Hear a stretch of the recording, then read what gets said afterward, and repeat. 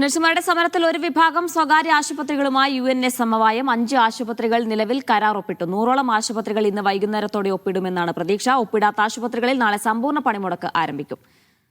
നടരാജ് പരശുരാം ചെയ്തതിന്റെ വിശദാംശങ്ങൾ നൽകാനായി. നടരാജ്, 5 ആശുപത്രികൾ സമവായത്തിലെത്തിയെന്നാണ് മനസ്സിലാക്കുന്നത്. എങ്ങനെയാണ് സമവായത്തിലെത്തിയത്? ഇനി മറ്റ് ആശുപത്രികൾ കൂടി ഒപ്പിടാനുള്ള ഒരു സാധ്യത അവിടെയുണ്ടോ? ജീന, ഇന്ന് രാവിലെ തൃശ്ശൂരിൽ ഒരു വിഭാഗം മാനേജ്മെന്റുകളിലാണ് ഈ ചർച്ചയിൽ പങ്കെടുത്തത്.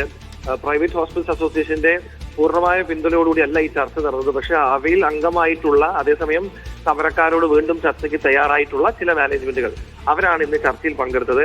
ഇവരുമായുള്ള ചർച്ചയിലാണ് ഒരു തരത്തിൽ ധാരണയിൽ എത്തിയിട്ടുള്ളത്. 32,700 രൂപ ജൂനിയർ നഴ്സുമാരുടെ മൊത്ത ശമ്പളമായി നിശ്ചയിച്ചിട്ടുണ്ട്. നിലവിലുള്ള സ്റ്റാഫ് നഴ്സുമാർക്ക് 8,000 മുതൽ 12,000 രൂപ വരെ ശമ്പള വർധനവ് നടപ്പിലാക്കാനും ധാരണയായിട്ടുണ്ട്. അധ്യാപകർക്ക് തത്തുല്യമായ വർധനവ് നൽകും. ട്രെയിനി നഴ്സ് സമ്പ്രദായം നിർത്തലാക്കും. അതുപോലെ തന്നെ കരാർ ഒപ്പിടുന്ന മുറയ്ക്ക് കൂടുതൽ ആശുപത്രികളിലെ സമരം പിൻവലിക്കുമെന്നും UNA അറിയിച്ചിട്ടുണ്ട്. നിലവിൽ 100ഓളം ആശുപത്രിയിലെ പണിമുടക്ക് പിൻവലിച്ചോ എന്ന നിലയിലേക്ക് കാര്യങ്ങൾ പോകുന്നു എന്നതാണ് ആശ്വാസം. അതായത് ഇന്നിപ്പോൾ 5 ആശുപത്രികൾ കരാർ ഒപ്പിട്ടിട്ടുണ്ടെങ്കിലും ഇന്ന് വൈകിട്ടോടുകൂടി 100ഓളം ആശുപത്രികൾ കരാറിൽ ഒപ്പിടുമെന്ന് ധാരണയായിട്ടുണ്ട്.